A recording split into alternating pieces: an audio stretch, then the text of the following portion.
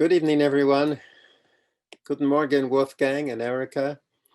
Ohayo gozaimasu, Yoshika, and Dobroya Utro to our attendee in Russia. Welcome to this virtual Iris Artist Talk, presented by Iris Book Cafe and Gallery in Cincinnati, Ohio, in conjunction with its current exhibition, Wolfgang Zurborn Site. We have people attending this talk in 6 US states and 4 countries. Iris was founded in late 2008 by Julie Fay, who, when she decided to open a book cafe, which was also a photography gallery, asked me whether I would curate exhibitions, and I have done this gratis. Since then, Iris has presented 38 exhibitions by local, regional, national, and international photographers, from those having their very first exhibition to among the most esteemed photographers of our time anywhere. Site was initially intended to address the 2020 FotoFocus Biennale theme, Light and ... Unfortunately, the COVID-19 pandemic prevented the Biennale from taking place, but many of the exhibitions went forward, including Wolfgang Zurborn's Site. Wolfgang Zurborn was born in 1956 in Ludwigshafen, Germany. He became fascinated by photography at an early age and studied at the Bavarian School of Photography in Munich in the late 1970s, and at university in Dortmund until 1984. In 1985, he was awarded the Otto Steinhardt Fellowship by Deutsches Gesellschaft für Fotografie, the German Society of Photography, to support his project Menschenbilder, Bilder Menschen, which is people pictures, people pictures, people pictures, picture people, there we go, which he presented at the Folkwang Museum in Essen in 1987. Since 1998, he's a member of the board of directors of Deutsche Fotografische Akademie, the DFA, that's the German Photographic Academy. Fast forward a decade later to 2008, and he received the German Photo Book Award for his book Drift. 10 more years later, in 2018, his photographs were included in the exhibition Street Life Photography from Arbus to Zurborn as part of Hamburg's Triennale de Photographie. Wolfgang Zurborn's color photography represents an intriguing and significant alternative to Germany's esteemed Dusseldorfer School of Photographic Practice, best known here for the Beschers, Strump, Lumpf, Gursky, etc.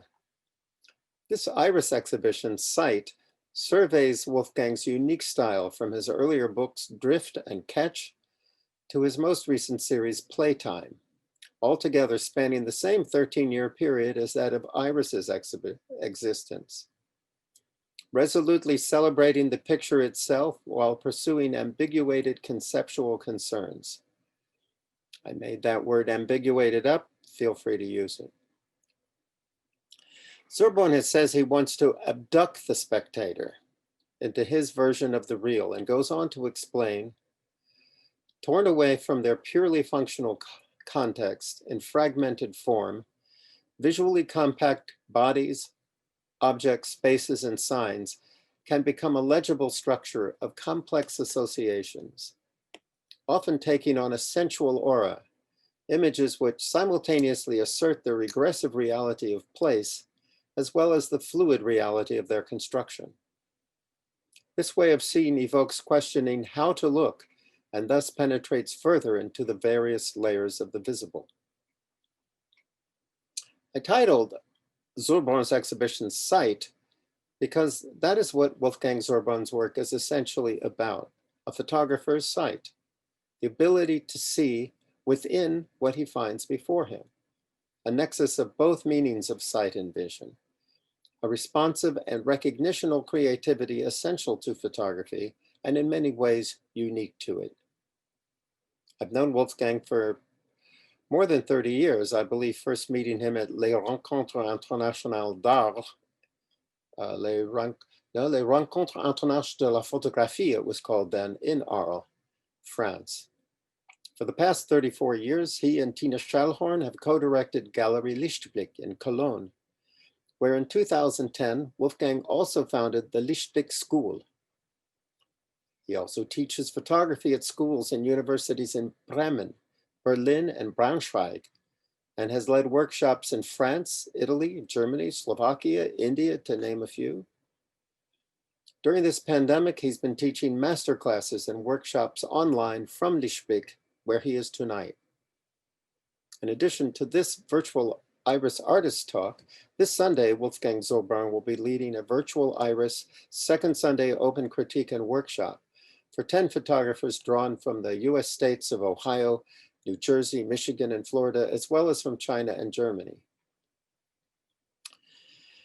It only recently occurred to me, considering my titling this exhibition Sight to complete the FotoFocus theme of light and, that Lichtblick itself can be translated as light sight. Another peculiar coincidence, considering the books from which the majority of the work in the exhibition is drawn, is an American expression which asks whether you understand what I'm saying. Sometimes we say, if you see what I mean, but we can also say, if you catch my drift. I find these serendipitous coincidences somewhat conformational.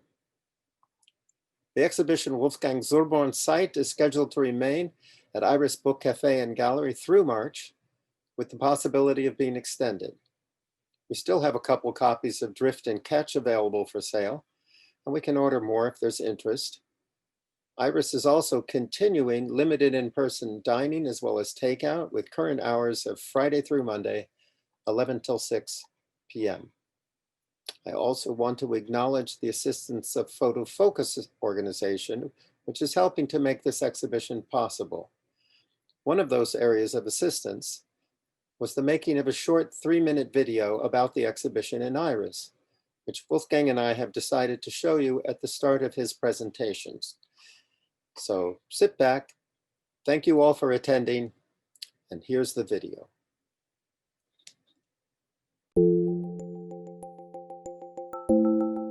Hi, welcome to Iris. Full name, Iris Book Cafe and Gallery. We were started in 2008 by Julie Fay, who wanted to combine her passions for books, photography, and the desire to start a cafe into one package. Hence, Iris Book Cafe and Gallery. Since then, we've had 35 exhibitions, nearly as many artists' talks and curators' talks, probably a dozen photo critiques, open photo critiques of people's work, and musical performances, often themed to the work on the walls. The work we have up at the moment is by Wolfgang Zurborn, a German photographer from Köln, Germany, called Sight.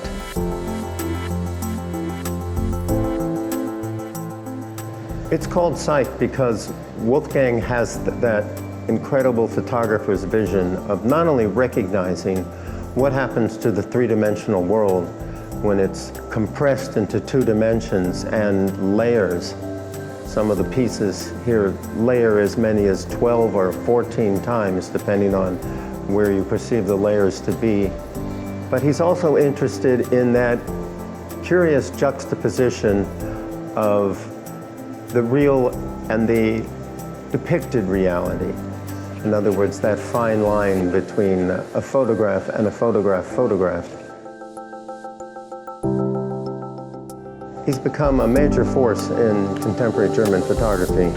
FotoFocus theme for the biennial that unfortunately hasn't happened, that theme was light and it became obvious to me that his was the correct work to use in response. This exhibition, Sight, Light and Sight, is Lichtblick, the same name as his gallery and his school. Hello, I'm Wolfgang Zurborn, photographer from Cologne, Germany. It's a great honor for me that Bill Messer curated a show with works from the last 15 years for an exhibition at Iris Book Cafe and Gallery in the frame of FotoFocus 2020. It's a pity that due to the corona pandemic it's not possible for me to travel to Cincinnati, but I'm still happy that I can show my series Catch, Drift, and my recent work, Playtime. The American photography was always a great inspiration for me with its vivid view on the everyday life. So I'm very curious how the American audience is looking on my photographic work. I find the work unique, and it's a pleasure to be able to present it at IRIS. Come on down.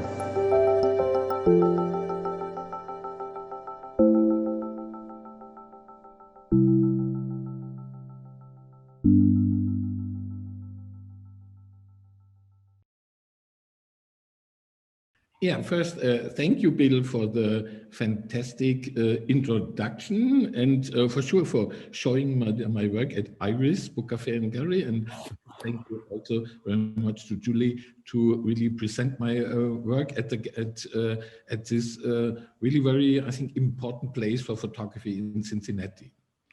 Yeah, I want to show you really works from the early 80s, and I'm starting with pictures.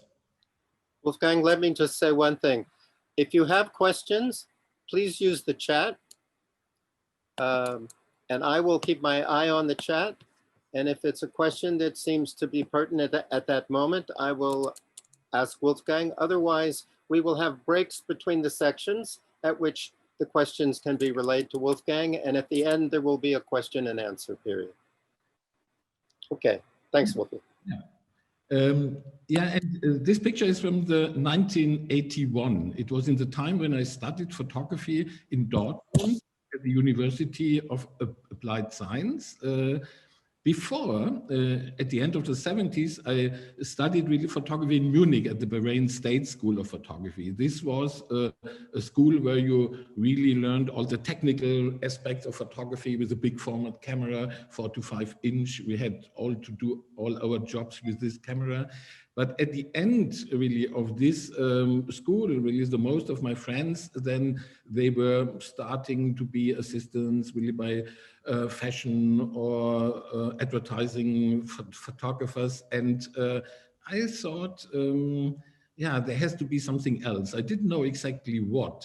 I would be lying if I would really saying really that I exactly had an idea really what I want to do. But I want to have time to experiment, and that's why I started really in Dortmund in the school. And I think the early 80s was an important time for photography also in Germany, because there it was starting that photography was coming in the galleries and in the museums.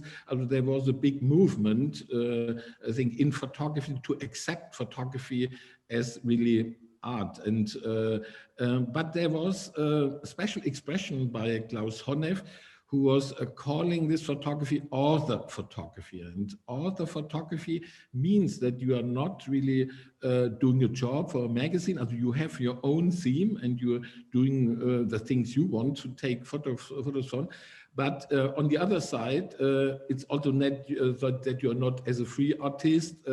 I think, yeah, to have a very personal vision of the contemporary world. And I think to develop really this kind of photographic style was for me very important in this time. And at this moment, it's also, I think, for me important to say that American photography was, I think, in this time, the biggest influence for me, also bigger than the German contemporary documentary photography. I think it was good that during the studies, my first talk I had to make was about Walker Evans. And I realized that the idea of Walker Evans, by perceiving the contemporary daily life, was for me a totally other approach than the German, because Walker Evans was saying that it's his most subjective expression to look at the world and in a documentary style to find his personal vision of the world. And in contrary, my teachers really at the school were saying, you have to forget your own vision. You have to come to a neutral view of the reality. Also, my teacher was also saying, yeah, you're really doing your photographs, but you have not to do your own pictures. You have to show the reality. And I never know exactly what he thought about really this, but yeah, but I could see that there is a totally other approach. And for me, it was absolutely clear that when I'm taking photographs of the daily life, that always has to do something with my own biography and with my own history. And this was very important for me. Wolfgang, can I ask you a question? Yeah. Were there any German photographers who influenced you? Because this picture alone, for instance, feels very German to me. You know, and it reminds me a little bit of like coming out of the East. I think Helmut and Gabriel Nordheffler, maybe, and something. Coming from the East, they're coming from Rhineland. They are from Western. No, for sure. This is there. Absolutely. I would directly think also at Gabriel and Helmut Nordheffler. And we just gave some years ago, we gave from the German Photographic Academy the prize of the German to them. I also pushed it because I think they are very important for the German photography.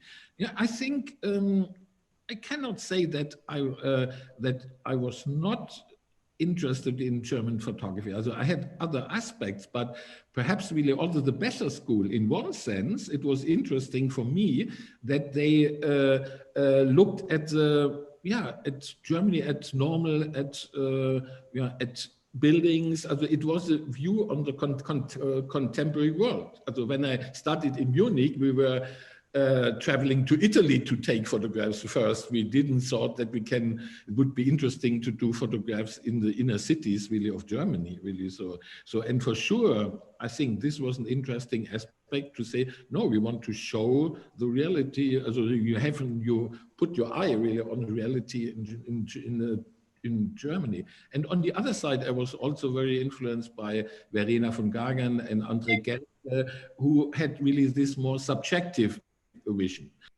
Now, for me, it was interesting, the most of the German photography in this time, they were saying, like I said, the neutral vision, and normally you have empty streets, and there were not so many photographs really in German photography with this kind of street photography. Street photography in this sense was in this time not existing.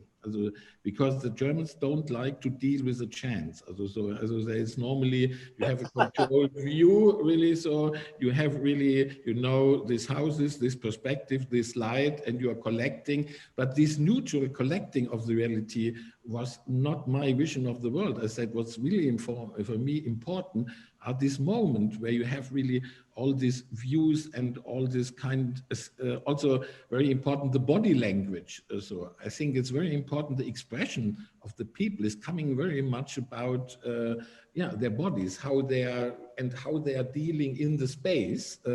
And this was, I think, the most important for me. But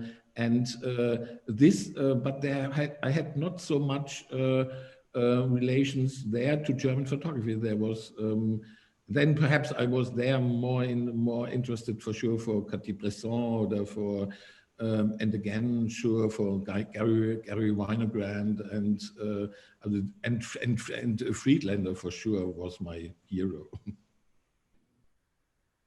Yeah, and then I made my examination work about amusement parks in Germany. In the time during the studies, we also doing a lot of theoretical work. We were reading a lot of texts by Susan Sontag and Roland Barthes was also very important for me in this time. And there was also one philosopher, Günther Anders. He was talking about the economania, the image addiction, and he was writing that the sense of the contemporary people is finally to consume images, really the only sense of the human being. And this he was saying in 1956, in the year when I was born, what he would say today.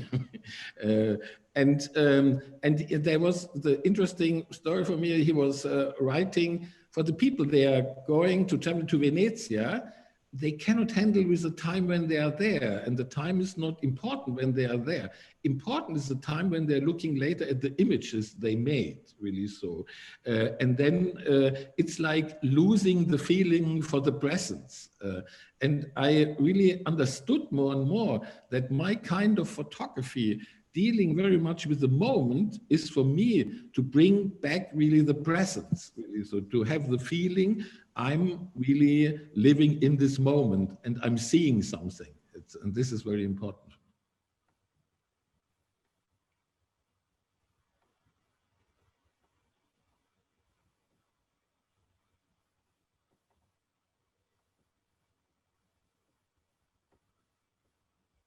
And these were all in amusement parks in Germany, Phantasialand for fun, so all over Germany in 5, 6 different amusement parks.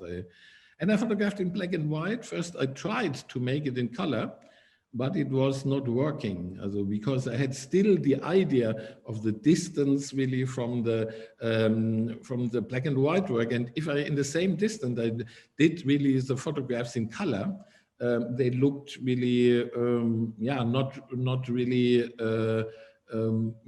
more by chance, the colors were not fitting it. So, and that's why really I started again at the end and saw, no, for this work, it's still important to really to make it in black and white. I think one important idea of my photographs is also, I'm not showing individuals like perhaps really Augusander, to showing the one person isolated really in the background.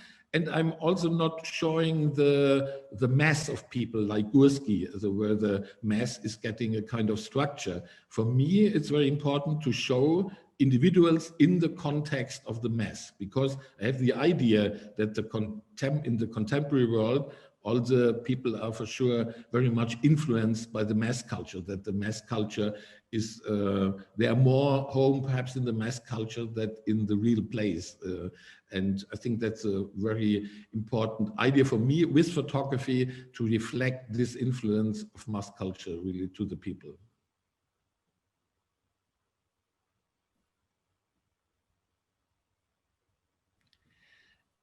But then, after finished this examination work, I got for this work really the Otto Steiner Prize of the German Photographic Society.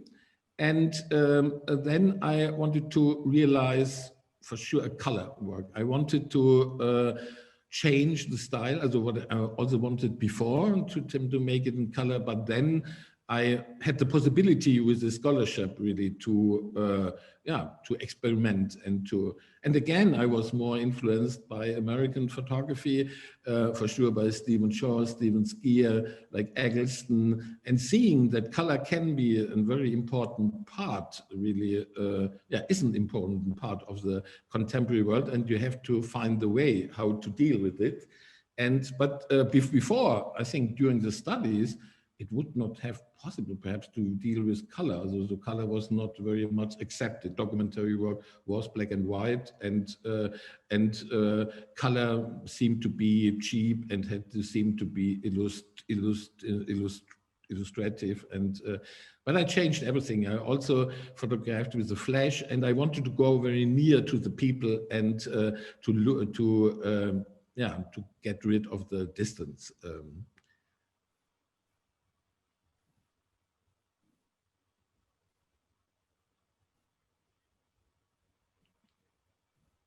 Here's perhaps, like I said, also the idea of this decisive moment by Cartier-Bresson, also one important aspect of the street photography. But I thought in my pictures is a little bit different, because it's not in this decisive moment that the whole situation is coming together to a story. Also, it's more that the composition makes that you have 3 stories at the same time. Also, it's like deconstructing the real world, really, so in different layers. And then more and more I understood that the different layers in the image are an important aspect of my visual approach. And this was by the rock festival against nuclear power, Anti-WA-Ansens Festival. Wolfgang, I'm thinking it might be accurate to say that you celebrate chance in a way more than Cartier-Bresson did. Absolutely. He seemed to want to organize, to choreograph Yeah, it's very controlled. As we have sometimes also this very geometric also. So I like the work for sure. But I saw if it's too geometric and too clear, then I don't. Also, it has to be very organic. It has to be. Yeah, I really like to deal with the chance. And if you said it really in. If you went to museums and said, "Oh, I'm dealing with a chance," oh, then you were in Germany always losing because they, yeah, he don't know what he wants. It was yeah, it was and I thought, shit, really, so I was really reading about pop artists and everybody was talking about chance and dealing with a chance and very important aspect of contemporary art. But in German photography, if you talk about chances, oh no, this was a bad thing. It was so I felt a little bit sometimes alone with this idea. By pure chance, I heard a quotation on television yesterday from Louis Pasteur, and he says, "Chance favors the prepared observer." Oh yeah, oh yeah. And he celebrates chance also. Yeah. But you had years of study as a photographer to prepare you for your chances. But it was also interesting when I was showing this work in Atlanta at the Goethe Institute. It was very interesting that for the first time in the newspaper, they were writing about that ironic strategy, because you're normally expecting that people are funny, you're in a funny thing, but they are looking often serious. And yeah, it's ironic, but they are saying it's very vivid pictures, really. So, and it was such a different, really, approach, because here in Germany it was mostly, so also some people for sure also exhibiting here, but then they were saying, oh, it's very critical, you're showing how horrible the world is. And so I said, that's not finally what I really want to show. So for me, it's most important that it's very complex pictures, yeah, and that it gives you, yeah, the feeling of contemporary life. For me, I'm also celebrating contemporary life with this. That's then in the middle of the 80s, again, Cologne Carnival, as it was for a long time, the theme.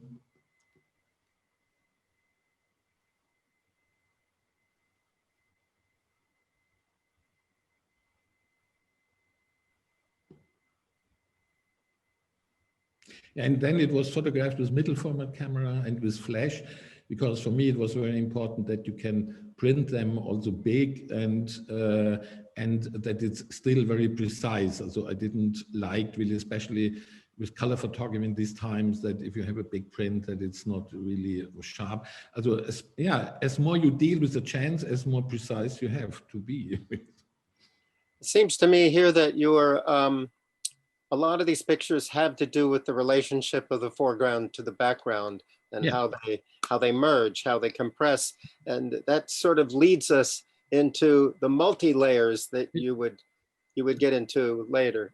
Yeah, exactly. So, because here it was very important for me that it's in the moment, and then you have, this time it was very important for me also to show people, so to show the moments with people, and later more and more I was interested in displaying with these different layers, and that it's not so fixed to just to the pictures people.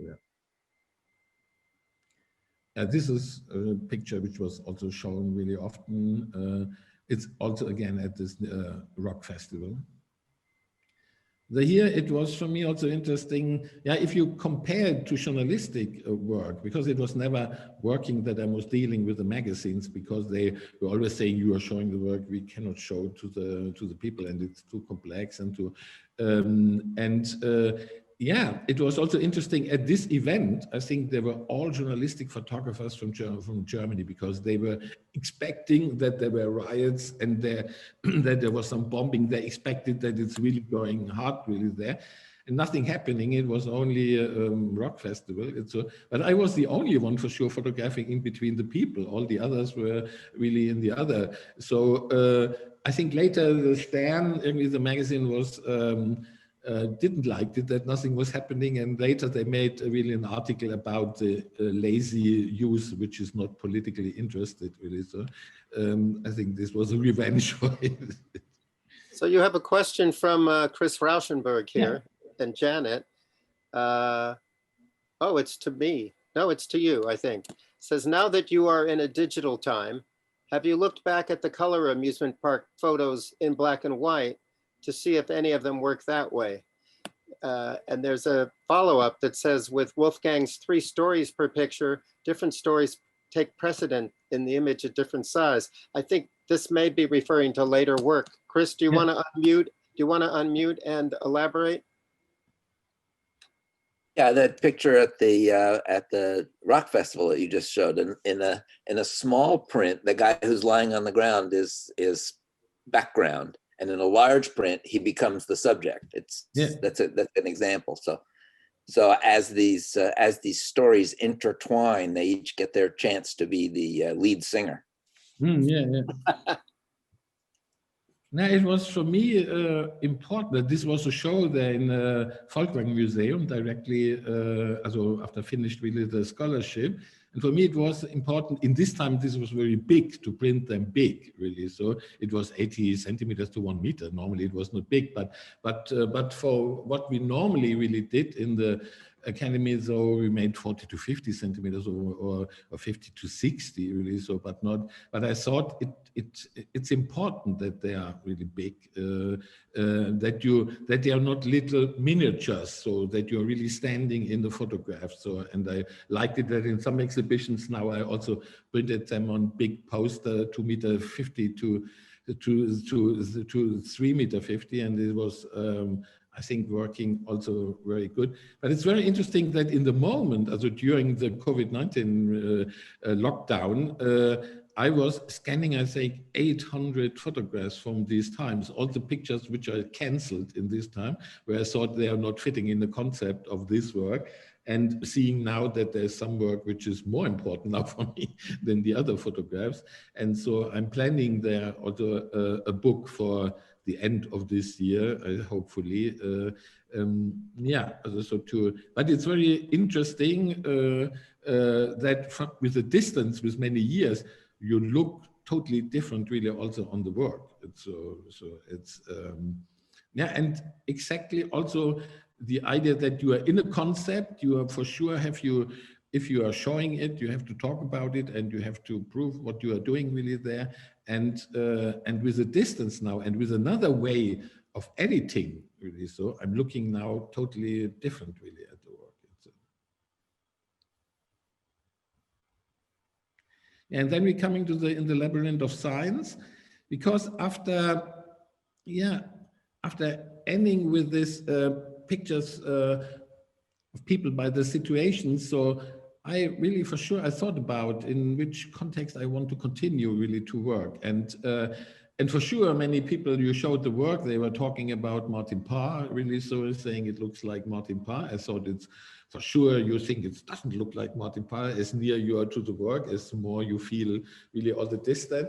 And it was, one time, some people also said, the difference is that you love the people and he hates the people. It was, I think, for me, I think I didn't want to be cynical, and I didn't want to, and to travel around the world to find these images of people by mass event in different really countries. Also, this would not have an interesting concept for me.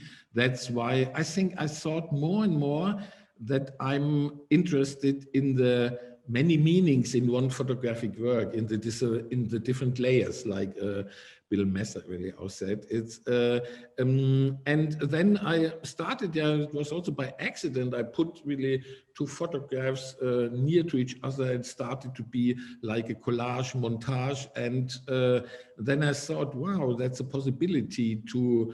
On one side, you're showing real world, but on the other side you are creating an enigmatic game. Really, the interaction of the photographs were more and more important really for me, so I started really this series in the Labyrinth of Science.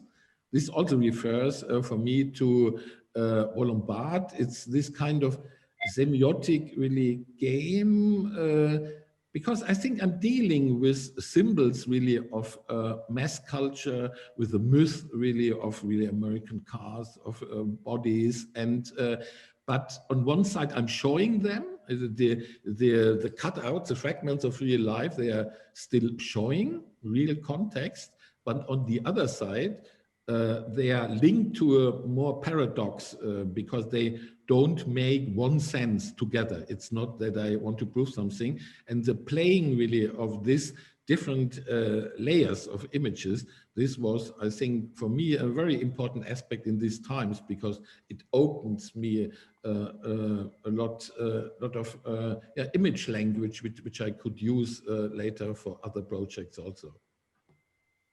And it was very important to put 3 images together, because if you put 2 images together, you directly think you understand. So I think the third one was always to show, no, you don't understand it. Wolfgang, what's the years on this? It's 1991 to 1993. Did you feel any connection to work that was being done by some Austrian photographers or even Slovenians who were also doing absolutely, absolutely. So it was very interesting in the Gallery Lichtblick. Once we had also a connection with Photo Gallery Wien, and we are showing 7 artists from Vienna, and we are showing 10 photographers from Cologne in Vienna. It was so, and all the Austrian, they were dealing with picture combinations, with kind of collage, montage. I think Hans Cibulka had a big influence really on this, and it was very interesting for me that this kind of work was not so much existing in Germany. It was for me very interesting. Also now it starts to open. Also now in the recent time, there are more and more different strategies. Also there's not only the Becher School in Germany. Also there is a lot of different strategies. It was so, but this kind of collage montage, which has really big tradition also in the 20s, I think it's a big part of the German history of art is also linked to the collage. It was very interesting that it's in these times it was not so much, and I felt myself really very much to experiment, because many friends, also some friends really from Munich, I studied together, so they came and said, oh, what is going on with you? It was so, and do you have the wrong friends? It was so, some people they didn't really understand it, but on the other side perhaps is one of the work which I was showing the most really, so in very different countries also. It was but it opened for me very much a new vision of it. It's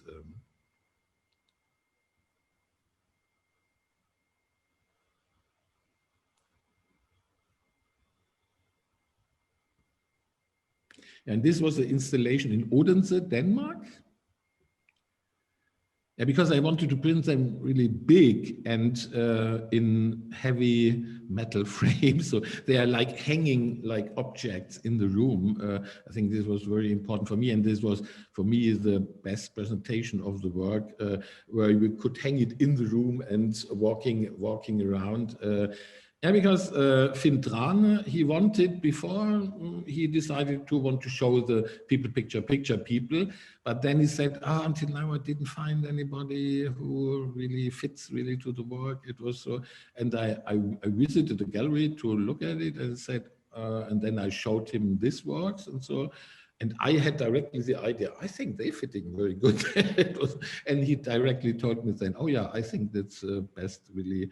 I think the first time when I was showing them together, for me it was interesting that I got the idea that they're fitting very good together because they are forcing each other. So this more abstract collage, montage, which really give the spectator more kind of really fantasy, really to, they were linked with the real scenes really of the mass events. And I think the interaction of both was kind of opening. They are still, they have similar aspects. That's why I think they're working together, but they are different enough really, so to not just repeating again. It was and this Wolfgang, I think I should mention that Finn Trane, who you mentioned, was the director of that center in Odense, Denmark. Yeah. Yeah, and then this directly leads to the next project at the center of the speed. And this was Pierre Devin. He was the director of the mission, of the Center for Photography in the north of France. And he created the project Mission Photographique Transmanche, and they were inviting international photographers like Louis Balls, Martin Parr, Marilyn Bridges, a lot of international photographers to do projects about the Eurotunnel, because I think the Eurotunnel was for him a very important European project, which changes for him the vision of Europe really extremely. And the interesting thing by Pierre Devin was that he had a very political vision. Pierre Devin, by the way, was the director of the photo center in Nord-Pas-de-Calais in the north of France. Yeah, Pierre Devin, I met at Essen at the Foreground Museum. He presented there his project, and then Ute Eskilsson told him, "Oh, have a look at my. He should look at my work." Then he came to Cologne, looked very serious when I was showing the work. I thought he hates it really, so he was really very. And at the end, he said, "Do you want to make a book?" So, and I was really a very positive shocked, really. So and wow, and yeah, then he said he can imagine that I'm combining both styles, although this people pictures with these situative pictures with this kind of picture combinations. And he said, yeah, we want to do a project about the inauguration ceremonies. And he said in France, it's for 7 days. It's a very big spectacle. On the English side, it was very, very different, really. So, but it should not be a documentation of these festivities. So I could do a personal project. I'm absolutely free. And he said, "You're absolutely free. You only have a problem if I don't like it." It was. I had a really very good humor. Finally, I was happy that he at the end he liked it very much. So I could be happy. And the book is starting then with this picture of the final finishing, really, for the presentation of the Eurotunnel to the television. And yeah, and I combined them with this montage, but this time in a horizontal way, because it was important for me that it's kind of creating the idea also of speed. Also, because the title of the work was then in the middle of the speed. And this refers to a quote of Virilio, who was saying it's like with wheel and axis, in the middle of the speed is in inertia, and every new speed creates a new inertia. And I really liked very much this quote, and it was for me very good fitting really to the aspect of the Eurotunnel, where I had the idea you are traveling from France really to England, you are in a car, you are in a box, you have no more really idea of really traveling, really, you are just, and you are coming from one commercial center to the next commercial center. It's so I think this was for me really very good idea which I followed really with my work. And so Wolfgang, can you go back to that one for a second? Yeah. So it's fair to say, wouldn't you say, that even though it references references speed, which suggests a movement or a motion, and it also references the Eurotunnel in a way, which is a connection from one thing to another, left to right, horizontally, but these pictures should not be thought of as narratives, right? Would that be fair to say? You should not really think of these pictures as narratives. No, they're not meant to say ABC. They're not meant to be like a story or anything like that. No. Also, to combine them, it's very important that they're, in the visual sense, they're working for me together, that they're kind of giving associations.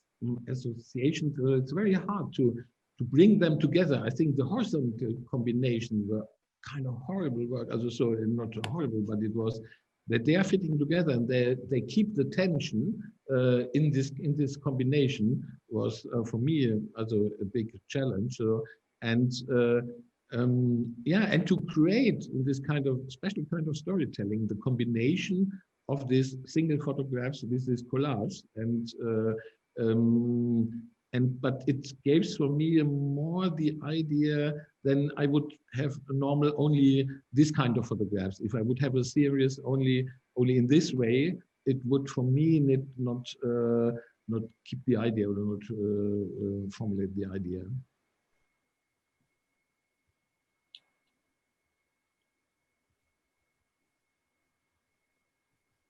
But it was fantastic by such a project that you can work on it, you can try. Also, I think I worked there for 2 years because I had 3 shootings. So at the one time, it was the real festivities, also where I took a lot of photographs by these events. And 1 year later was the real opening. Because the festivity were 1 year before. The real opening was 1 year later, and then I photographed also at the Le Shuttle, at the station, at the trains. And 1 year later, then it finished the commercial center, really, the Cité de l'Europe. And I think the whole story is ending in the commercial shop, also in the. So Wolfgang, Ken Crew has asked a question about your multiples, the combined images. And he asks, what was your purpose in using out of focus elements? Like two slides ago, there was an out of focus vertical piece in the middle of the picture. Yeah, he wonders about that.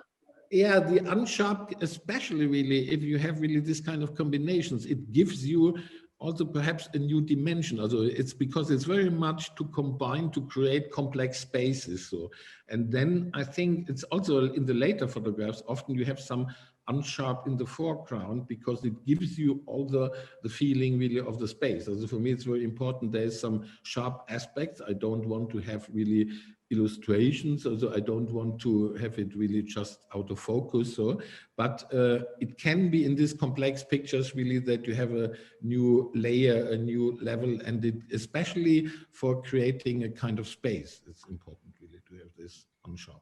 When we get to the new work, the work that's at Iris, there's one particular picture in which blur and focus do something very interesting. Yeah, so if you stick with it, yeah, it depends also very much that I want to go more near and near. So I want to really to.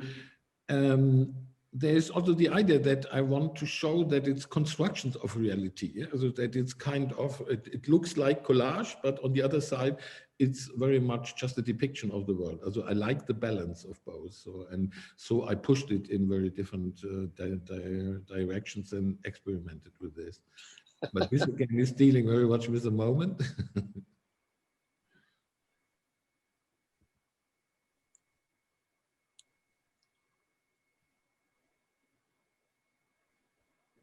And these are still from the speed, the ones, yeah. Yeah, and this is a commercial, as that's a Cité de l'Europe and the shopping mall. And I like very much that the lamps look much more vivid than the trees. So it's a kind of like.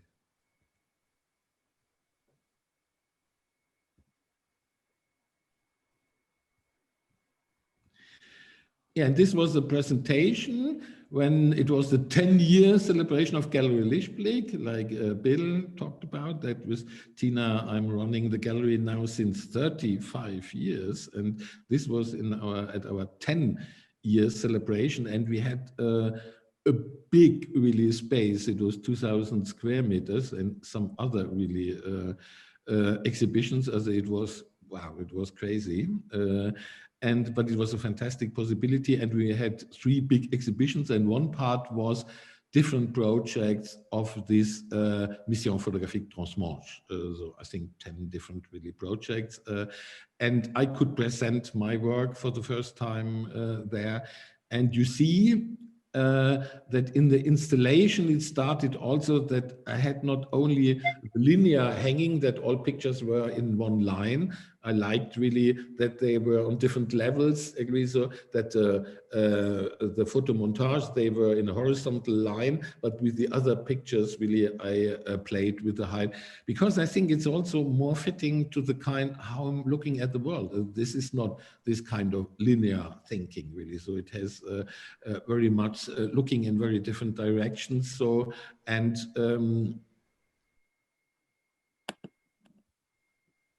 Yeah, and like you said, Bill, I also made a reproduction of the book. You see, I love those cone heads. Yeah, There's, can't believe that. they were really funny, this theater group. Yeah, now we're coming to Tres Surreal.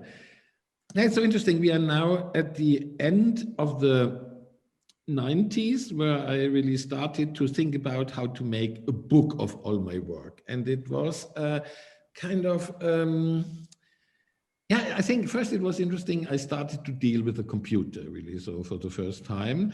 And for sure, I thought now I can make all these picture combinations much easier, yeah, because I can put them really together on the computer. Before I was really printing big things, I was really painting them with black, the corners, so and gluing it together, make a reproduction again.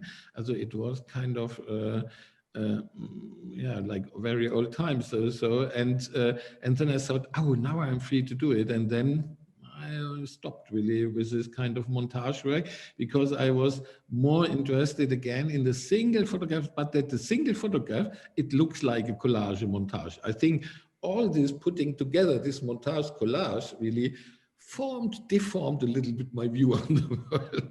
I think you were so much trained with these different layers that it directly come to the, yeah, if I looked at the single photographs, it was like this. And then more and more, it was important for me to use the computer to find an interesting way to edit it in a book, really. So, because if I would have only the analog pictures and boxes of images, it made me crazy. If you have really, there you have pictures by the people of mass events, there we have some fragments, and you have this box, and after 10 minutes looking at it, you got crazy and said, I cannot bring it together. And with the computer, having all the images to have an overview, and then you're going how two fits together, I could really very much work in this direction. So to see all pictures together, to see only two really, so, and this is on the table not so good possible than in the computer. And so I looked really for the possibility to bring the book together. And the German way would be normally to say, here is one chapter is all the situations, and the other chapter is really all the abstract ones. It was so, but I didn't want to group them, not bringing one similar thing to the other. So there, for the first time, I trained myself very much to bring in the combinations of the book pictures together. That's for me like a filmic thing. You're coming from more the total, view really to the detail, and you have to create a rhythm in it. So I think it's also for me like putting music together. And it was so interesting when I showed really this book really in Vilnius, when I was invited there for the show, and I showed it then in Kaunas to photographers, and they were looking and said, oh, it's like dancing. It's a wow, wow, wow. And so the Germans are showing it, said, and what is the concept? I think that's this really different kind of approach. Yeah, but it was for me a total experiment because I had not so much ideas before. I was not trained in editing it, but I pushed myself very much in it. And then I was very surprised that the book was then in the critic very good accepted. So it was interesting that I could see you just have to bring it for yourself to the point, so that it's really working. If you are just in between the chairs, it's not working. You have to bring it, and you have to find a way how this work is presented. If I would this work in the book just in a normal way, one picture after the other in the same size, people would say it fits not together. So you have to, for every work, and this is also in the workshops they are doing, is the most important for every work, you have to find the special way how to bring it together.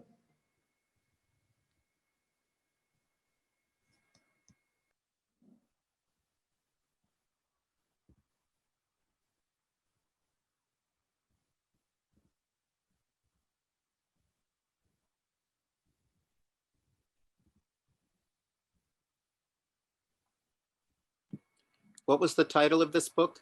Yeah, I just wanted to talk about it. Yeah, so the title is Tres Surreal. It's like a word game for sure. It's in German. It's also called. It sounds like Tres Surreal. Surreal, real really is the small border between it. But on the other side, it's also for me, there's also a lot of images of fake animals. And so I think it's very much for me that humans want to get the world under control and their fate and the nature under control, and they are failing really by this.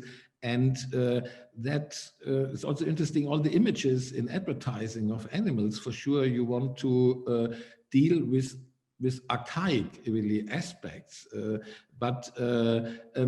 I think that's for me very much the condition of the human being, the contemporary human being, that in this very artificial really world,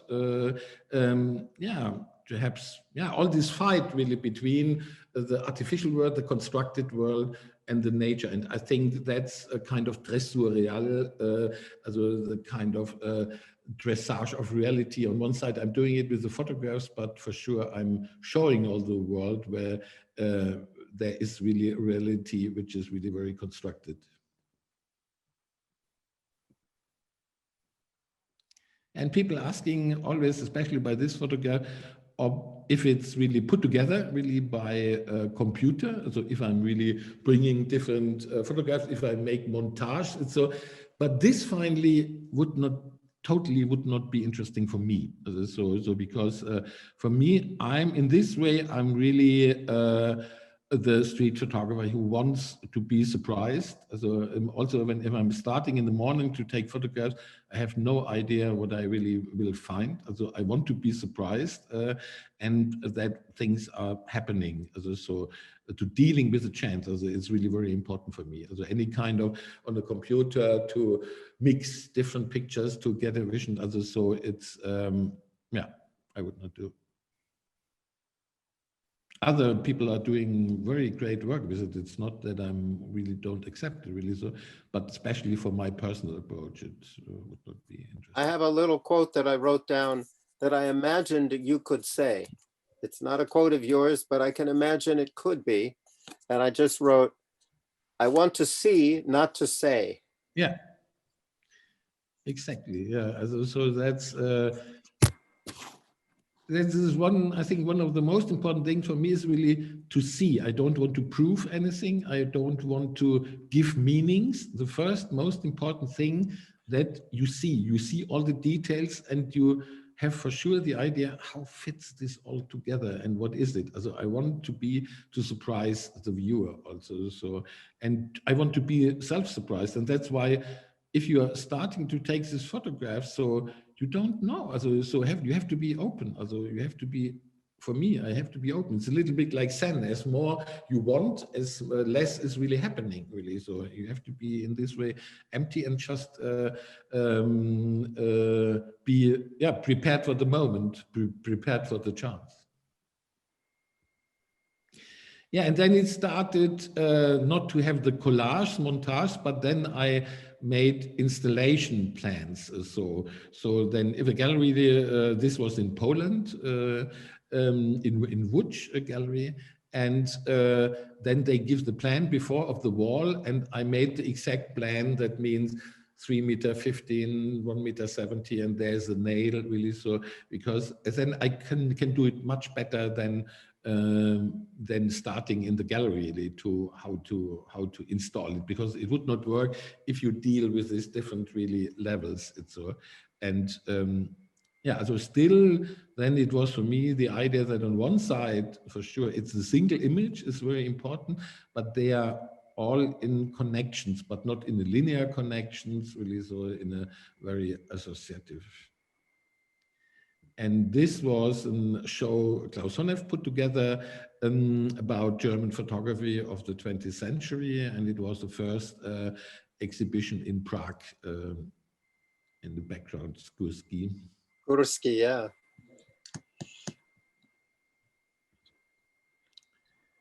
Yeah, here you see, yeah, and there I also mixed it. It started also that I mixed it, that pictures from America. This is from New York in the beginning of the 90s. So I saw that it's not anymore important that all pictures have to be from one place.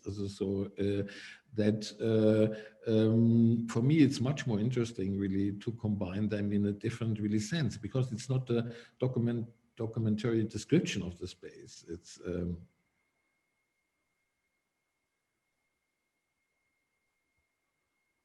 You are more and more living in the world of the photograph, not so much the geographic world. yeah. Yeah, and for sure you are dealing with, for sure you are always comparing what this has to do with this, and sometimes they are more funny contexts, or sometimes absurd. It's yeah, for me it's also very important that there is a kind of paradoxy of the images. Also, if the pictures are only following logical aspects, for me they are losing the quality of yeah, of sceneries really. So yeah, then they are really just proving the concept really. So, and that's for me really very, very boring often. It's So I hate to keep throwing quotations, but it's a perfect time for another one I read only a couple hours ago from Albert Einstein. Einstein says, "I never made one of my discoveries through the process of rational thinking." wow. Okay. Yeah, this fits now.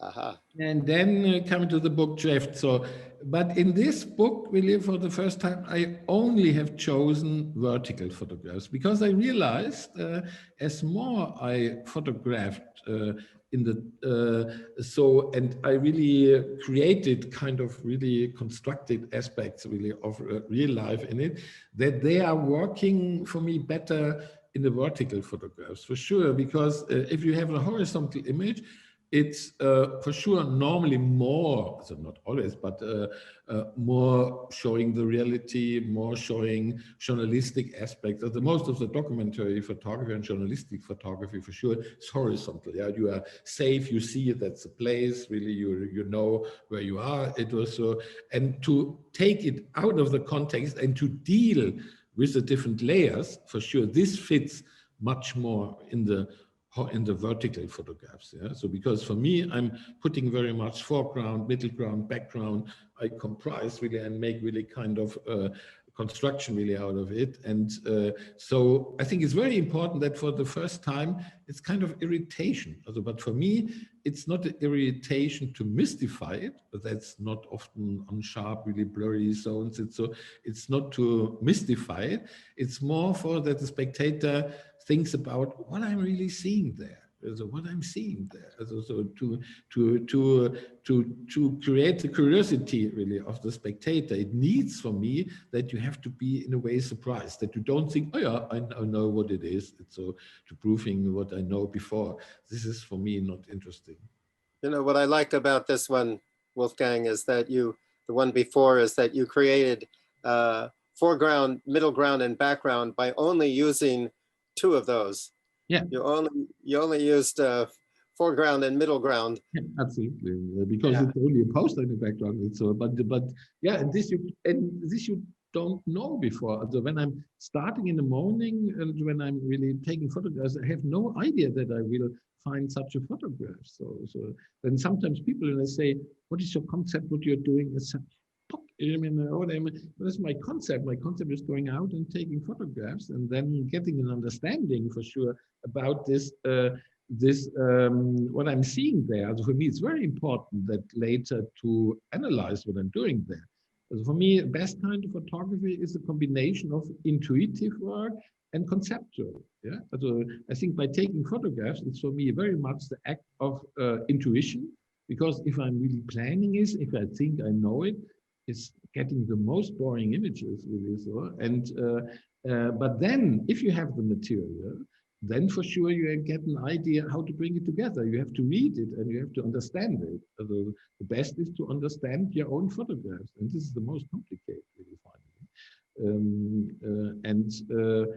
Yeah, also because I think the target really of photographs is not to illustrate theory. Yeah, also this sometimes in the academies there is a kind of misunderstanding that first they're saying And this is very interesting that sometimes students are telling me what we are doing in your seminar is just the opposite of anything else. Really. They said, whoa, what, why? It was so.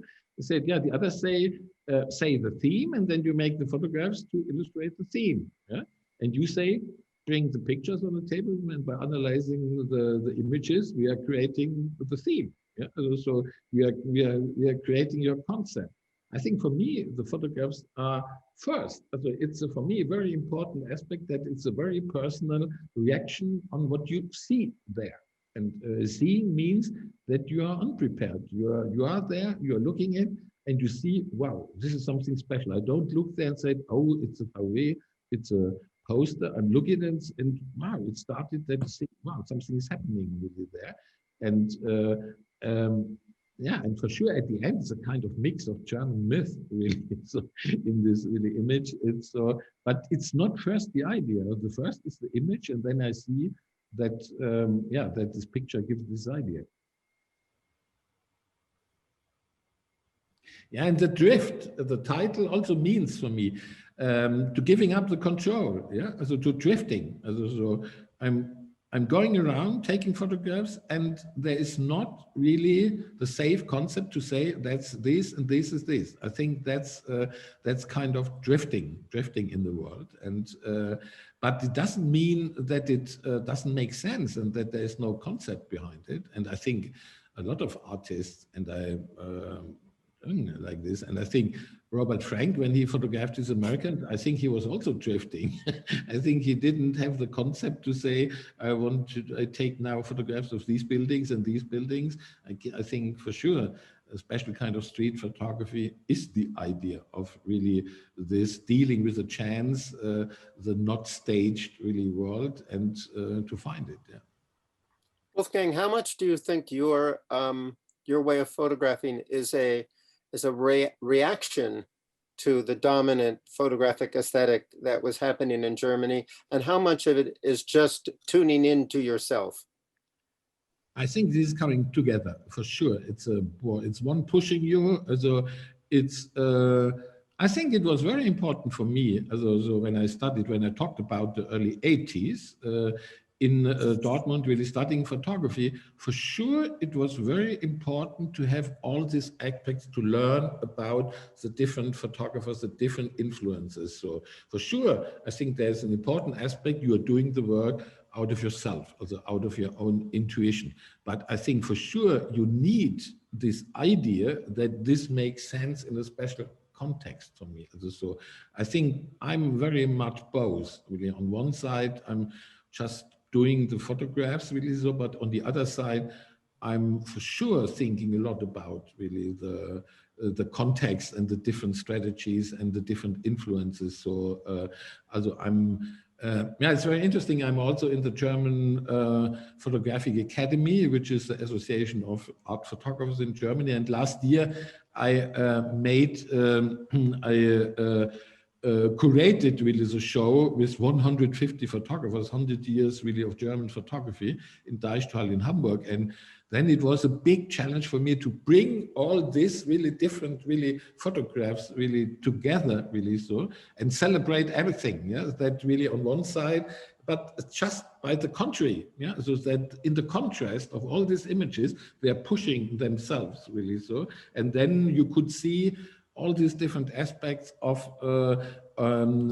abstract photography, of documentary, of journalistic. Finally, for me, sometimes a problem, then I'm interested in everything. It was so, and then it's for me very important to bring it in such a language together that it's a vivid expression of it. It was so, but I'm not, so I think in earlier times it was more that it was in opposite to the Becher School. Then I think it was a kind of motor to understand you do something different, but it's not only in opposition for sure. And last time it's more I feel myself more free, and it's more. It's also for the last project Playtime. It's just fun to go around really. So take photographs, and it's I feel myself more free, as I'm not doing something against something, and I'm doing something because I want to do it. but it's a long way to come to this point. It was first, I think you need the periods that you are against something. I think that's also very important, because you are not just like you are. It was I think it's a hard fight to come to the point really, so where you get an idea what you are doing, and yeah, that you can force it. So yeah, because yeah. So just to be clear, a picture like this is a straight scene image. Yeah. This is exactly what was in front of you. Absolutely, that's always. It's exactly that. It was like a amusement fair really, so in Cologne on the other side of the Rhine, and you see in the reflection the cathedral, but the other kind is really a kind of door. The other is a kind of painting. It was but for me, it's very important that it's just found. I would not bring it to like a collage together. Yeah, and then. But in Drift, it was always still important that you have this kind of moment. So for me, this is a kind of perfect family portrait, really. So by event where you had really like a flight show, really. So like in Cologne at the airport, and like a helicopter. And I like it that the moment of the enthusiasm really of the daughter, and you see the father really and the brother really in the reflection. And I like it really for me, it's kind of perfect family photo.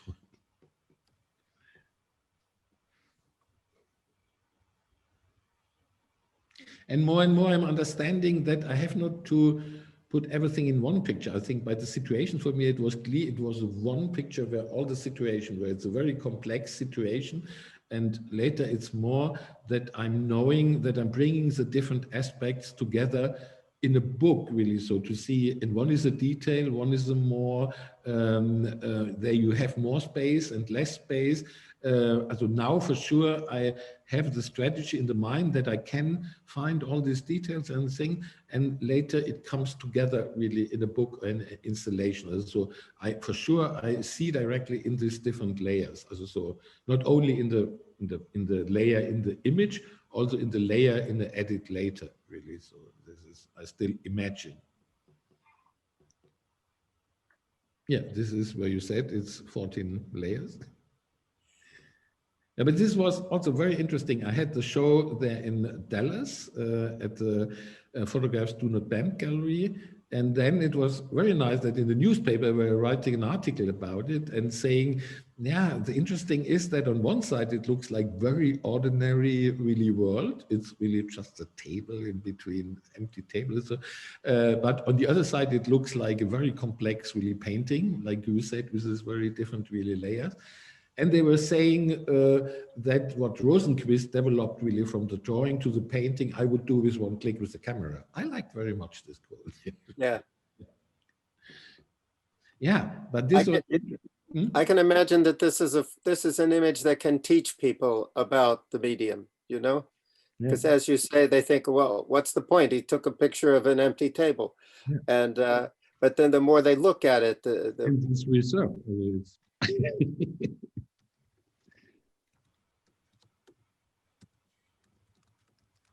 And this is just bags.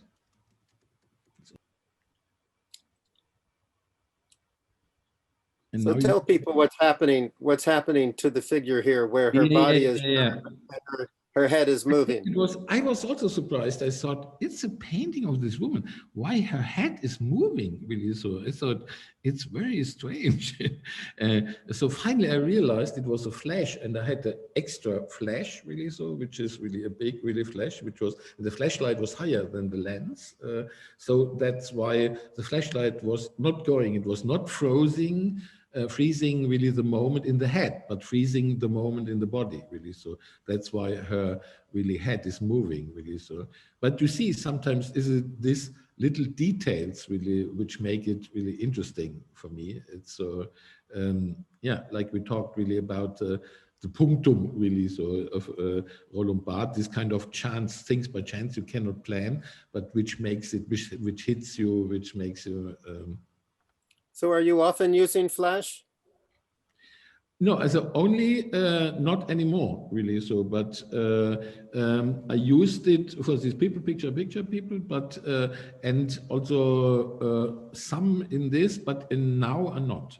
So, because more and more I wanted to have really different light situations. So and no, I stopped there with the flash.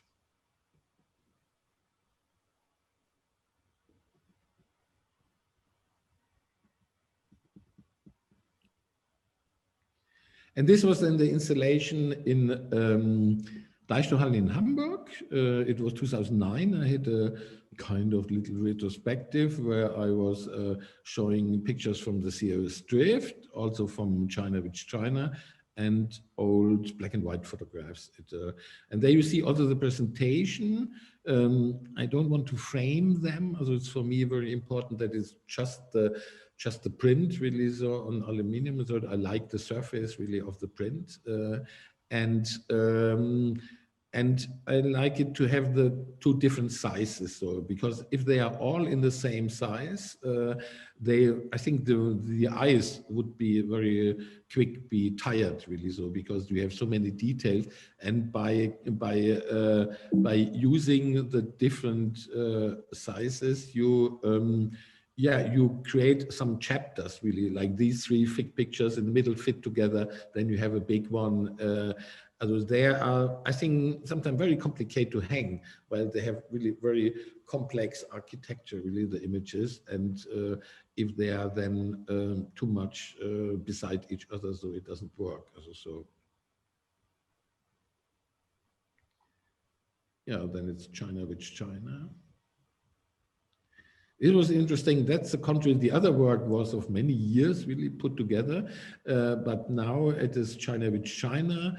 It was that I was there for 10 days. I was invited by the Technical University in Braunschweig. I did workshops with architecture students, and I could travel with them. And we were 1 week in Beijing and a half week in Shanghai, and I was photographing the whole day and taking photographs also. And I think it was very interesting for me, especially to view on China, because China, I never had thought that I can really travel to China before. And it was such a country full of myths, really. So on one side, you think it's a communist country, but on the other side, it's heavy capitalism. My experience there was sometimes very nice, also very amazing, really people, not what I not expected, so very funny sometimes. And and then and for sure it's not possible for me to travel to China and to say that's really China. That's the title of the book, of the publication, was then China, which China. I think first I'm just showing the images. So you had less than 2 weeks to photograph and teach a workshop, right? Yeah. Yeah, finally the workshop, we were the whole day talking. The workshop was then in the night in the room or in the airplane. It was a kind of very strange, but it was also working. The results were also interesting.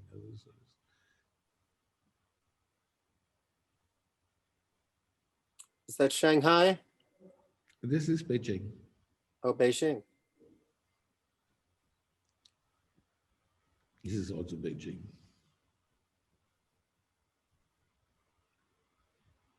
This is Shanghai. Yeah.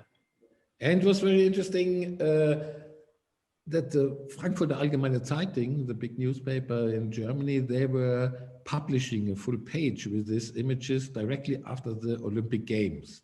And a very nice title. It was the games are finished, the games are starting again, really. So and saying, and this was very interesting, they were saying that in my photography, and they were saying fantastic and anarchistic in the same time. I think this was very interesting for a very conservative newspaper to write anarchistic and fantastic in the same sentence. So I was very surprised. Yeah, but then saying that's not really a journalistic view to show.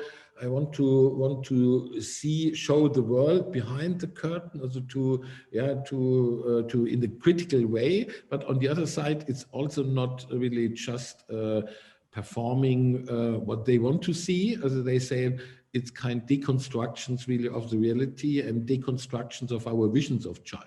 Really. So, and I really liked very much this idea. And finally, yeah, that's what that was finally really my approach. I would love for you to be able to see the work of the photographers that are joined with us from southwestern Ohio, Sean Wilkinson and Tim Stegmeyer's Pictures of China, because they were able to invest much longer times and dig really deeply. And I think you would enjoy it.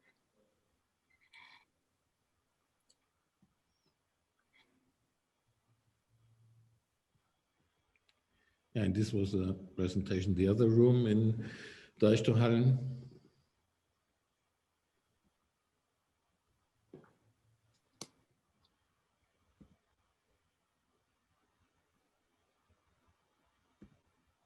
And the publication was kind of Leporello. So it was Heine Lenzitzka and Markus Schaden published it together, because first I wanted also a book really with 60 images. So, but they said no, it's would be boring. It's better to really to make it in this way. And I really liked then the idea. It was 4 times 4 images, so 16 images together, and it was a very big size. So it's more than A3.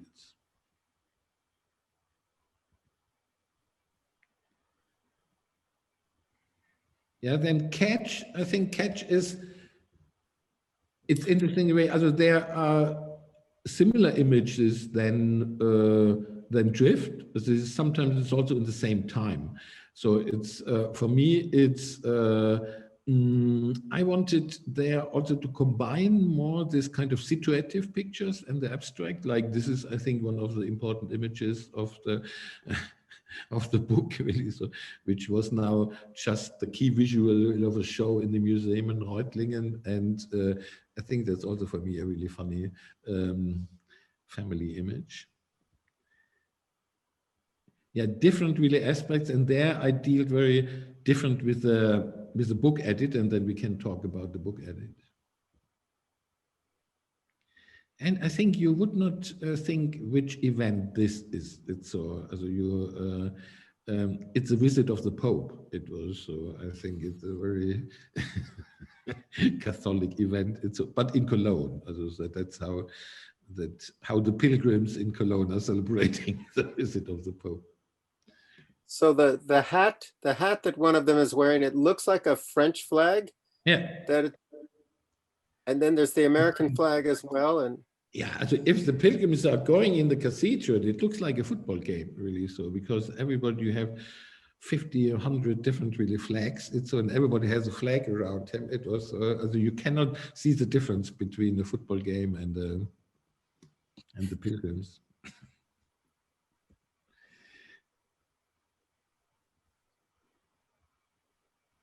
A Friseur, haircut. The barber shop, yeah.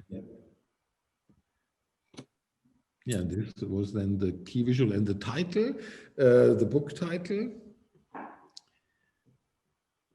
Yeah, there we used it. It was interesting that the designers, they had a bureau in Frankfurt and in Berlin. And the Berlin, they did really my book, really. So they put it together, and the bureau from Frankfurt did a big catalog really from the Ray Festival in Frankfurt,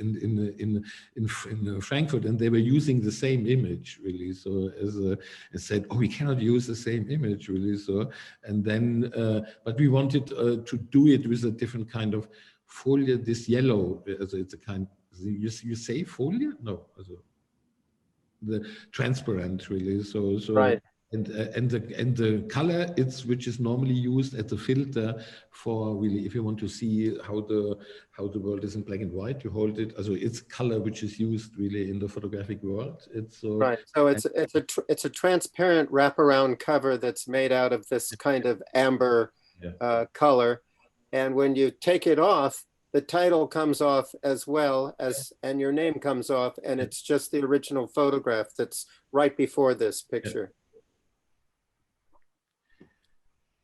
Yeah, and Heinlein Sitzka did the design. I like it very much. They also said it's better to bring really the images to the edge that they are going over the, and I really liked it. It's so, and especially by such a double page, I think more and more I'm dealing how images in a double page work together, because I always see them also together as one, not one image, but they have to.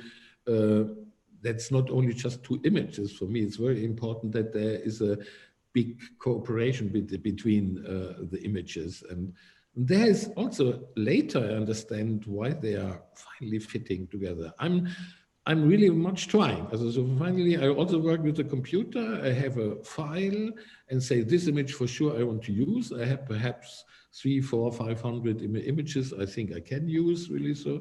And then I'm going through really the thumbnails, and if two are fitting really good together, I make a screenshot, and then perhaps I have from one image then 10 different connections really with different images.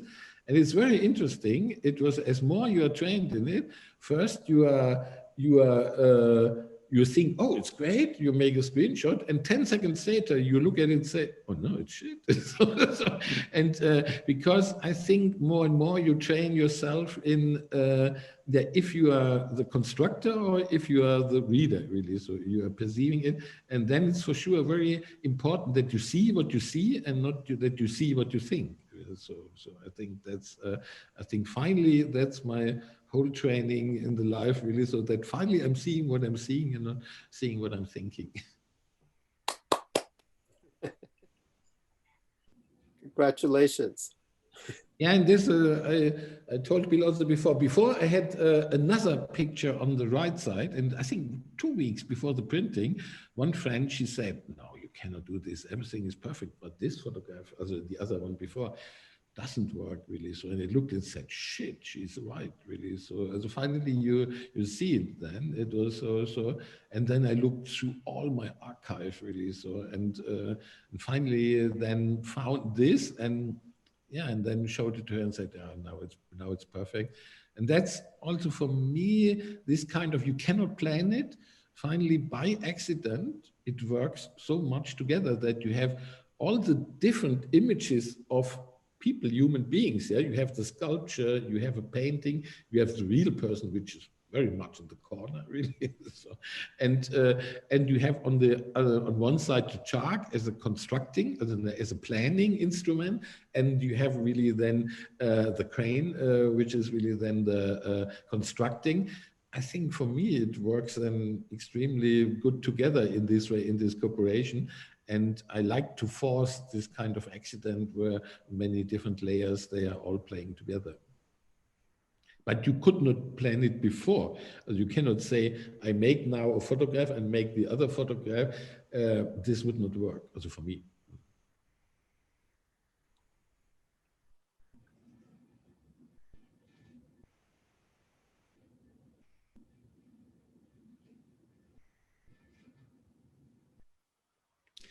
And like I said, it's very important for me, the double pages. So it's a big difference to the drift book, because in the drift book, it was always one picture on one side, really. So it was very traditional in the way of printing. So, and more and more in all the different books, the interaction of the images on the double pages getting more and more important. You know, one of the things I had to be careful about when I put your pictures together is not to try to create something that looked like it was intended to be a diptych. Yeah. But to have pictures that had a dialogue that communicate to each other, but still retain their integrity. Yeah, absolutely. That's exactly. So The worst thing, if you're just repeating, if it's just the same, this is horrible. But for sure, it's totally different. It also doesn't work. It's only, yeah, you can be happy if two pictures they work together. They are not really fighting against each other. I think that's not so often, and I think that's very important. And now I come into Karma Driver. It was just published 2018. There again, I had workshops with young Indian photographers between 2013 and 2015. I was there invited by the German Research Foundation. They invited me to do a workshop in Gandhinagar. That's the National Institute of Design, the most important school really for photography in India. And another workshop later in Kolkata. And it was interesting. One was only a 4-day workshop and the other was a 6-day workshop. And out of the results, we made a big museum show, which was then traveling through India, and also made a publication in India, I think, which it was like a box, and I think it was every 5 kilograms or something. You could not really handle it. It was an incredible publication. But then also a German publishing house like Kettler, they did also the book. This was for me fantastic, this experience really to deal with the Indian photographers. And for sure, by them, I also get kind of connection. It was interesting. I did for 5 days the workshop, and then I had 5 other days to stay in India, and every day from the morning to the night taking photographs. For me, I think it was when running around the first day in New Delhi. It was like, what I'm doing here. I think it was 35 degrees. It was 150% of humidity, really. So I think it was like killing you. It was so interesting. The students, one student said, yeah, then I photographed from 5 o'clock in the morning to 9. Later, it was not possible. Then I thought, well, you think it's not possible? Then I thought, oh, I think I know what he means. I think I was the only idiot running around during the day, really. They were all photographing during the night, because then I said, I think I cannot stand in this heat. It was so. And then they look at me, we cannot stand it too. What do you think? No, but then I had, then you need to find a way, what you are really doing there. And finally, for me, I think the most important aspect was to find that for sure I'm doing something about the kind of westernization, the confrontation of Indian culture and Western culture, which is omnipresent, really. So in all the cities, in all the mega cities, you have really so much Western culture everywhere. And so I wanted to create the book where I have the 2 different layers. On one side, I had these horizontal pictures, like kind of very complex street sceneries, which were very important for me in the book about India. I didn't want, in the same sense, really like Drift or Catch, to have this more kind of abstraction. I think it depends also on, you are a stranger there in India, and for sure, kind of taking picture of situations, it's kind of it's for me also something new and interesting. That's why I think if you're photographing another country, you don't need so much of kind of abstraction to create your images. I think it's a different thing, really.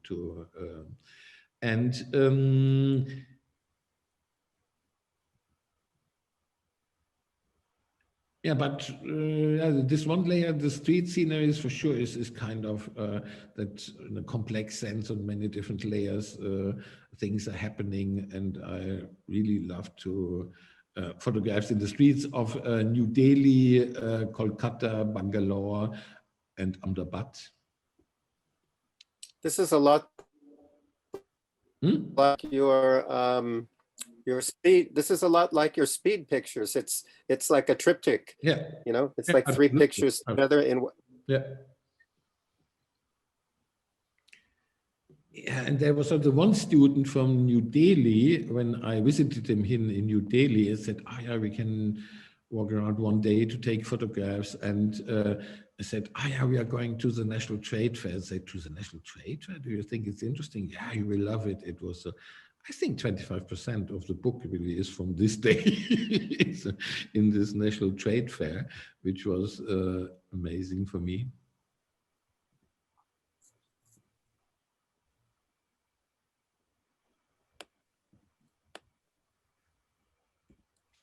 And this is the book. Again, for me, it's interesting, other that I'm for sure planning totally the sequence of the images. So they are never really anybody else, really graphic or publishing house changed anything in but I give advices in the beginning, but it's not that I say, okay, we have the images and now we bring them in a totally other order. It's so I think this, I feel, is absolutely part of my artwork, really. So how to bring them together. It's not only the photographs and the publishing houses making the book out of it, or the graphic. Also the kind of editing is an important part of my photography. So I always say, if you are a writer, you are not coming to a publishing house and bring a box of words, yeah, and say really make some sentences out of it. So for me, it's the real sense is coming together really in the combination and how it's. But I like really very much to cooperate with designers, and this was again Heinel and Sitzka. And first had the small part between the vertical images. First I had in black, and I said, no, black is too heavy and it's too hard. So we need to make it really, we want to make it gold. And said, gold? Are you crazy, really? So, but finally, I think it was a very good decision. I liked it very much, for sure. It's also fitting to the theme, to the context, really. So, and they also said it's not a color because it's a material, and you see it really there. It's working. It gives them also kind of really space, and I was very surprised. Also this I would never decided, and that's why it's really good to hear to good this designers to. And the other thing that they said, for them it was all the combination of the images is like an artwork. As they think we cannot put text in it. So we thought it's good to have a separate really textbook, really, so which is a lay in the book, really. So, and they thought that they have to convince me, and I said, very fantastic, I really love it. It's because I think it would also yeah, I like it so much more. Wolfgang, is that the same Fotohof that's in Salzburg? Yeah, this Fotohof Salzburg, yeah. They also plan to do the next book, Playtime. Cool. Yeah, it was a fantastic cooperation. I like them very much, and I also did some photo book workshops there. I think it's a fantastic institution. So they have really the edition, the photo of edition. On the other side, they have this gallery room, also making really great exhibitions, and have a very great collection archive. No, also they are working in very different levels, and no, it was fantastic.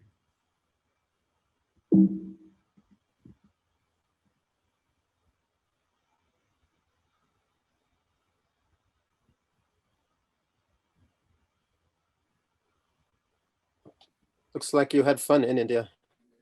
Absolutely, it was.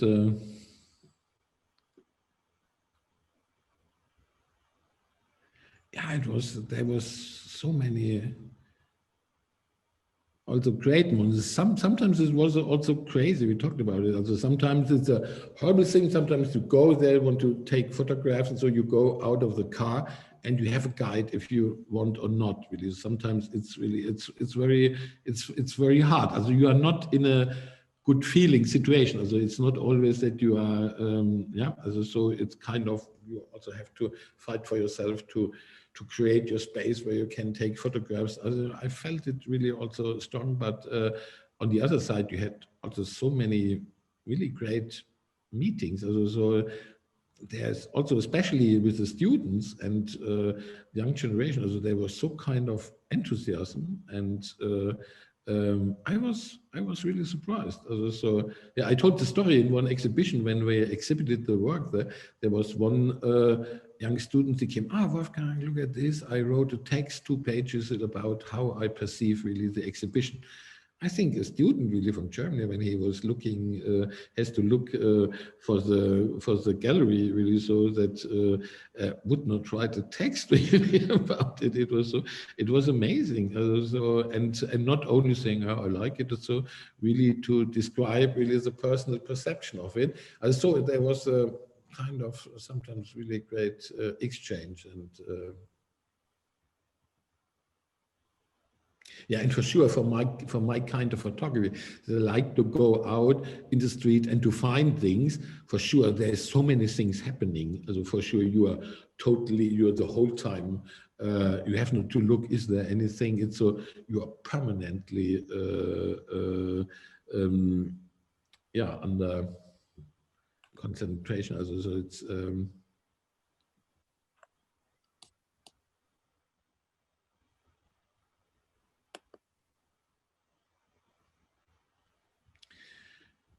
Yeah, and for me, it was clear that I don't want to create any journalistic context, because it's very interesting when you say you're going to India and what theme you're photographing. Yeah, because for the most journalists, there are perhaps 3 or 4 themes with India, really, which is just I could not say. I go in the streets, I photograph everyday situations, and it's more, for sure, I understand, it's more kind of literature. Yeah, so I think this kind of surrealistic connection between the different layers.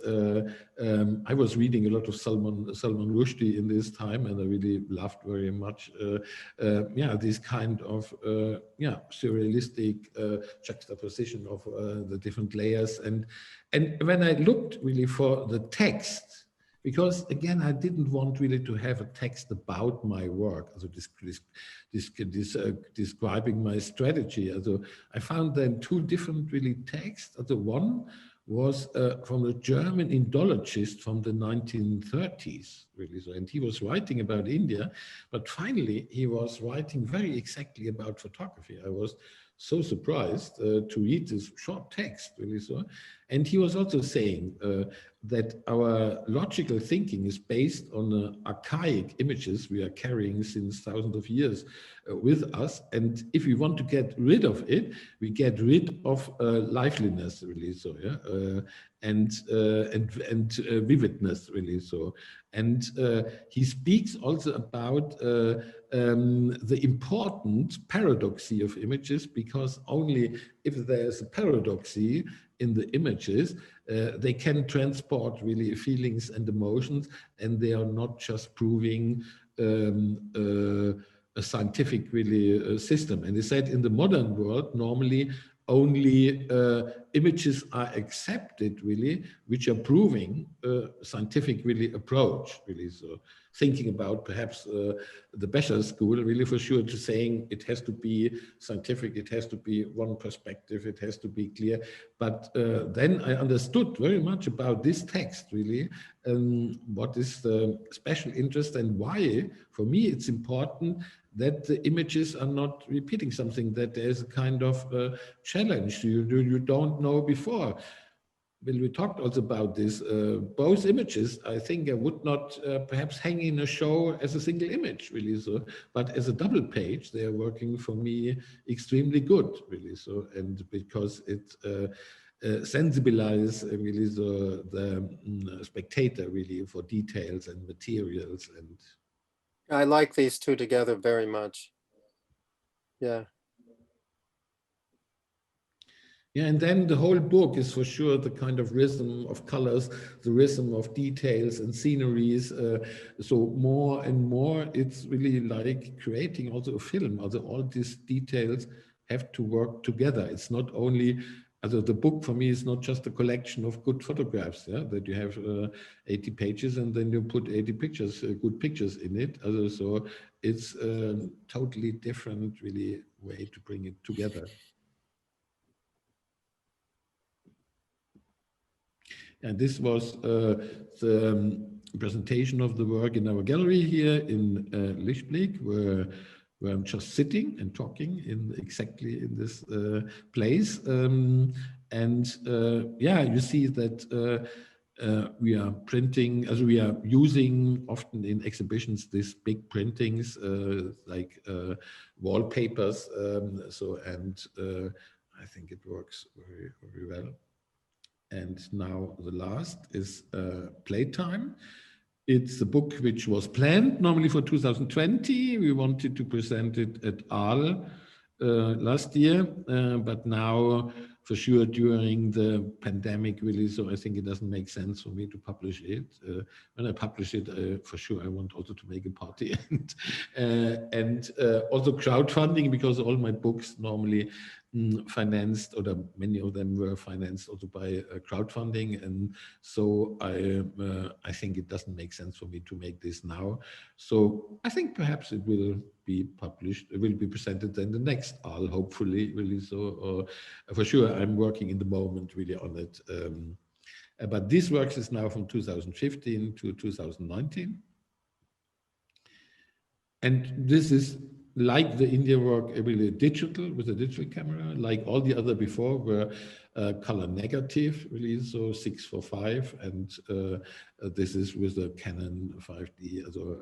But I really like also to deal with a digital camera also. So it's for me, it's helping me also to try different things, to experimenting, to directly work on it. So finally, I think it changed also not totally the way I'm looking, but it pushed it a little bit in also different layers. And Playtime for sure is a reference to the film Playtime by Jacques Tati. Yeah, because I thought also about what was really influenced me. And like I said, for sure, I think when I saw the films of Jacques Tati in the 80s, sure, I was more influenced by these films, like by German documentary photography, because there I thought there was so much of everyday life. There was a critical view on modern life, but on the other side, with a really big sense of humor. And I loved this kind of humor. And I loved for sure these many layered film images, because all the films you have Playtime, you have sometimes on one scenery, you have 5 layers really. So, and sometimes you can see the film 5 times and you can see then the other layer of this situation. I think it's extremely complex. And for the book now, I was also looking for quotes really. So in a publication of Taschen, they just published 5 books really with film stills, with text, with scenery, with quotes. And it was so interesting that all the quotes, I felt so much really in my own language. It was exactly what I was also thinking. So I thought it's very interesting for me, just as a text level, to have really these quotes of Jacques Tati. And at the end, a long interview with Bill Covenhoven. Yeah, it was one quote, perhaps by Jacques Tati, was, I think the best critic he ever got was from a 15-year-old kid, really. So when he was writing to him, the best of the film was really so that when I was leaving really the cinema, the film starts again in the real world. It was, and I think it was a little bit like for me when I was seeing the films and going out and taking photographs. For sure, inspired by this kind of really that you can take really pictures out of this very ordinary, very and you are showing nothing exceptional, but really by this kind of construction, you can also find also this kind of, yeah, not only humorous, also, so for sure it's not just fun photos or so, but there is this kind of aspect which is very important. And also dance, for sure, it's very important for Jacques Tati. And it's very interesting in the Playtime film, it's ending all in a chaos, really, so in a restaurant, really, which is absolutely new opened, and all decoration is falling down. And finally, at the end, really starts the party. And this anarchistic way of really, so that dance is a part of reacting really on the rules of the everyday life. I think it's also one important aspect of my approach.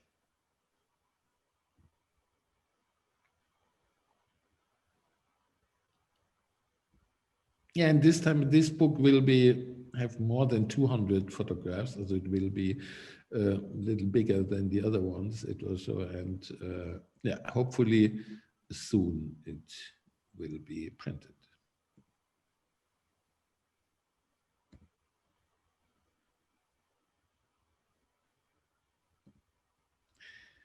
Okay, then, yeah, Bill, you can talk again really about the presentation in your gallery, the ideas about how to present them.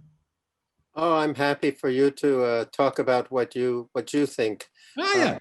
I will mention that you know, when I looked at these earlier pictures in this perfect white cube gallery with just the images on aluminum on the wall, we were not really able to afford the aluminum mounting and the shipping costs, which went up a whole lot in just a year or two. So we came up with this system that you and I have done before of actually the prints directly on the wall, try to get them as flat as possible. And I think with the exception of the Playtime, which we put into frames like this. Yeah, I like that Bill put together pictures of the 3 series and how they work together. And I think it's also good sometimes to have them in different ways. And yeah, here I think also that for sure by presenting them, it's also very important to deal with the colors and how they work together. And you see here for sure they that in this sense they work very well together.